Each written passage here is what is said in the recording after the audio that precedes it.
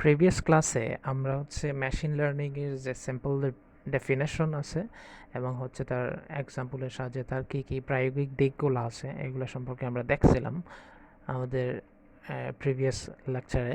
তোমরা হচ্ছে লেকচার 1টা দেখতে পারো। আজকের ক্লাসে আমি হচ্ছে সিম্পল একটা জিনিস, একটা ডায়াগ্রাম দেখাবো যে আমাদের ট্র্যাডিশনাল প্রোগ্রামিং এবং ভার্সেস হচ্ছে মেশিন লার্নিং, এই দুইটার মধ্যে ডিফারেন্সটা কী।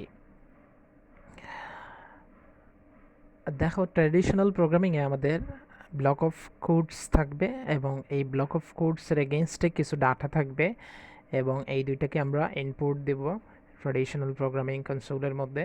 তারপরে তার রেসপেক্টে আমরা একটা হচ্ছে আউটপুট পাবো। But in case of machine learning আমরা হচ্ছে প্রিভিয়াস এক্সপেরিয়েন্স, এক্সাম্পল, ট্রেনিং এগুলোর রেসপেক্টে আমরা কিছু ডাটা জেনারেট করব এবং এই দুইটাকেই আমরা ইনপুট দেব মেশিন লার্নিংয়ের ক্ষেত্রে, মেশিন লার্নিংয়ে। এবং তার রেসপেক্টে এই প্রিভিয়াস এক্সপেরিয়েন্স, ডাটা এবং হচ্ছে ট্রেনিং, এক্সাম্পল এগুলোর রেসপেক্টে আমরা আমাদের ফিউচারকে প্রেডিক্ট করবো আর কি। পরবর্তী আমাদের ফিউচারে কীরকম অ্যাজাম্পশন হতে পারে এইগুলোকে ডিটেক্ট করব।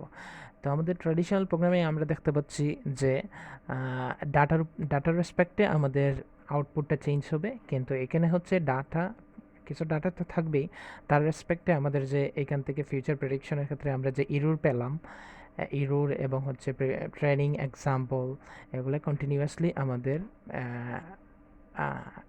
মেশিন লার্নিংয়ে ইনপুট হবে এবং তার রেসপেক্টে আমাদের আউটপুটটা চেঞ্জ হবে, ফিউচার প্রেডিকশনটা। তো মেশিন লার্নিং হচ্ছে একটা কন্টিনিউয়াস প্রসেস, কারণ হচ্ছে এক্সাম্পল, ট্রেনিং এবং হচ্ছে এক্সপিরিয়েন্সের ভিত্তিতে এগুলার এর আউটপুট কন্টিনিউয়াসলি চেঞ্জ হয়। তো আজকের ক্লাসটা এতটুকুই।